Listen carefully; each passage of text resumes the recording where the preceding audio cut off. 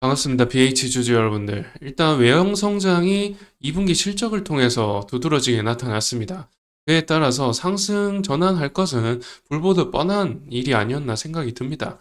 상승 전환 캔들이 나왔죠. 보시다시피 어제자를 변곡 포인트로 양봉 캔들을 이어나가고 있는데 큰 폭으로 장대 양봉이 나올 것으로 보이기는 하나 거래량이 좀 받쳐주질 못하고 있습니다. 그러나 224일선을 터치하면서 어떻게 마감이 되는지 좀 추이를 지켜보셔야겠다라는 생각을 좀 해볼 수가 있는데요.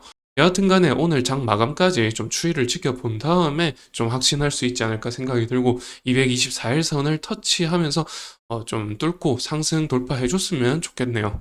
여하튼 간에 이렇게 움직임을 보여주는 이유 중에 가장 큰 이유는 실적 모멘텀이겠죠.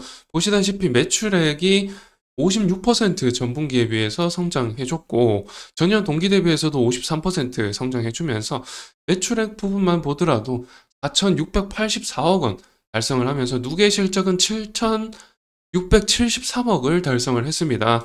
원래부터가 이렇게 넘게 천억 단위로 이렇게 매출액이 나오는 업체로서 다소 이제 빠지는 게 이해가 안 될 정도였죠. 아무래도 그 반도체 업황 자체는 올라가면 올라갔지, 나아지면 나아졌지, 안 좋아지는 상황은 아니었거든요. 그런데 매크로적으로 좀 빠졌다, 하방 압력이 가해졌다, 이렇게밖에 볼 수 없겠죠. 아무튼 간에 영업이익 부분에서도 272% 올라가면서 굉장히 영업이익 흑자폭을 크게 키워나가고 있습니다.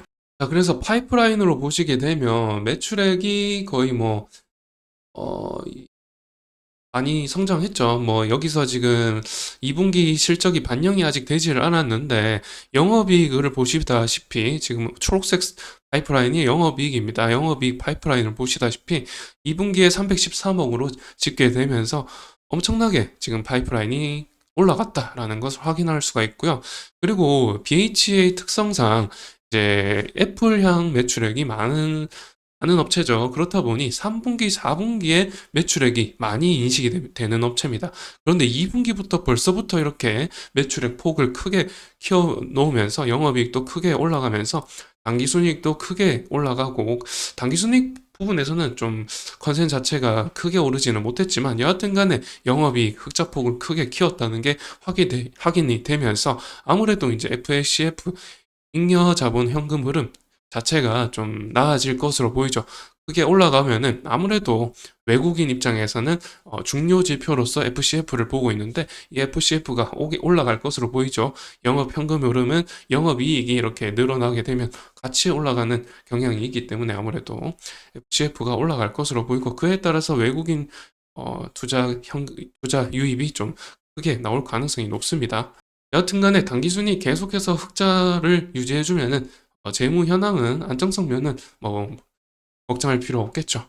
자, 이런 상황에서 지금 SMH 지수 자체도 반등해줬습니다. 보시다시피 여기 224일선을 정확하게 터치하고 반등해줬습니다. 1년 이평선이죠. 1년 이평선 정확하게 하단부 터치한 다음에 양봉 캔들 만들고 어제 시작된 장에서 오늘 새벽에 마감된 장에서는 이렇게 십자선으로 마감이 됐는데 이렇게 십자선으로 마감이 된 이유 상승을 하다가 반납이 되면서 십자선으로 마감했죠. 아무래도 이런 슈퍼 마이크로 컴퓨터의 실적 부분이 발표됐는데 다소 좋지 않죠. 보시다시피 지금 매출액은 크게 올라갔으나 EPS 부분에서 다소 컨센보다 많이 하회하면서 전분기에 비해서도 좀 하회하는 움직임을 나오면서 아무래도 이 시간 외에서 주가가 크게 빠졌습니다. 빠져가지고 오늘 장에서 어떻게 될지 확신할 수는 없으나 다소 좋지 않게 흘러갈 가능성은 높습니다.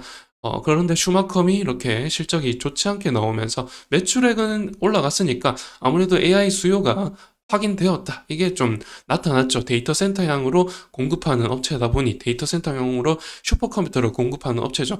그렇다 보니 이 매출액이 증가했다는 것은 다소 수요가 확인이 되었다. 이렇게 좀 받아들일 수 있지만은 EPS가 감소했다라는 것 때문에 아무래도 엔비디아도 주가가 빠지고 슈퍼마이크로 컴퓨터도 주가가 빠지다 보니 아무래도 SMC 지수 자체가 이렇게 빠졌습니다.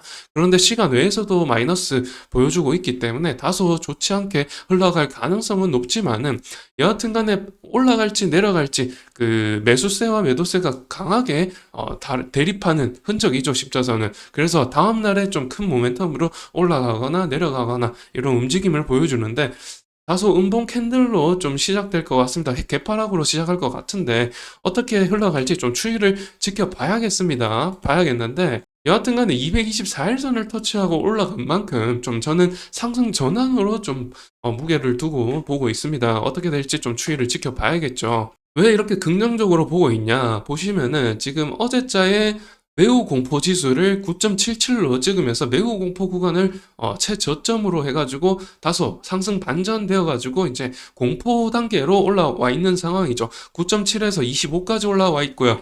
이렇게 되면은 아무래도 이제 단기적인 저점을 형성할 것이라고 이렇게 보는 거죠. 공포 지수가 아무래도 왜 보냐면은 공포가 곧 기회가 될 수 있기 때문이죠.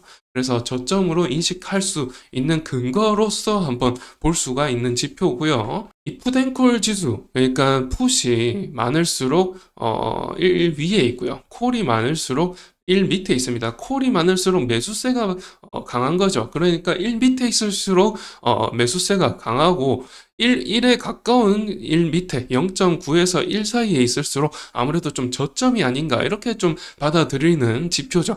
그러니까 지금 0.91, 어제 0.91이고 오늘도 이제 좀 콜 쪽에 무게가 좀 실리면은 0.91보다 더 낮은 수치로 가겠죠. 그러면은 아무래도 이제 매수세가 좀 더 짙어지고 있다. 시장이 이제 풋에서 이틀 전에 풋에서 콜 매수세로 좀 짙어지고 있다. 이렇게 바라볼 수가 있기 때문에 아무래도 긍정적인 신호다라고 볼 수가 있는 거죠. 그리고 이런 지표도 있습니다. 보시다시피 대차 거래 현황인데 대차 거래 추이를 보면은 지금 이틀 전에 4,500만을 찍고 그 거래 이 잔고 대금이 이게 지금 100만 단위죠. 100만 단위이기 때문에 좀 45조가 잔고인데 45조 잔고 저점을 찍고 이제 다시 올라가고 있는 것을 봤을 때 아무래도 반대 매매가 처리가 이제 강제 상환이 이루어지고 나서 굉장히 많이 이루어졌죠. 많이 이루어지고 나서 다시 이제 대차 잔고가 늘어나고 있는 시점. 그러니까 어제부터인데 여하튼 간에 이렇게 지금 월요일 날 발표됐던 그 미국의 경제 지표가 있습니다. PMI 지수가 굉장히 좋지 않아서 경제 대공황 뭐 수준으로 그러니까 막 경기 침체를 우려해서 실업률 4.3% 발표되고 PMI 지수 굉장히 좋지 않게 나오면서 경기 침체를 우려했으나 월요일날 지표 발표된 것으로 봤을 때 뭐 소비자 심리 지수 여러 지표가 발표됐는데 굉장히 뭐 50 이상으로 좋게 나왔습니다. 그래서 경기 침체 우려가 다소 해소됐고요. 해소됐는데 이것에 또 이제 두 번째 이유로서 등장한 것이 일본의 그 엔화가 저점을 찍으면서 그것에 따른 어떤 그 수급, 그 엔화에 투자해가지고 다른 나라의 지표에 투자하는 이런 식으로 이제 거래가 이루어지면서 그 수급이 많이 몰렸었는데 엔화가 지금 금리가 테이퍼링 되면서 0.25로 올라가면서 엔화 가치가 올라가면서 930원대까지 올라가면서 무려 70원이나 올라갔죠. 10%나 올라가면서 그에 따른 반발 매도세로서 패닉셀이 이루어지면서 지수가 전반적으로 빠지지 않았나 이런 이제 분석도 나왔었죠. 그에 따라서 패닉셀이 나오면 이렇게 대차 잔고가 급격하게 줄어들죠. 이런 이제 충분히 이제 대차 잔고 매물 처리가 많이 이루어졌다라는 인식 속에서 다시 반전이 이루어지고 대차 금액이 올라가고 있죠. 신용 잔고도 올라가고 있는 상황입니다.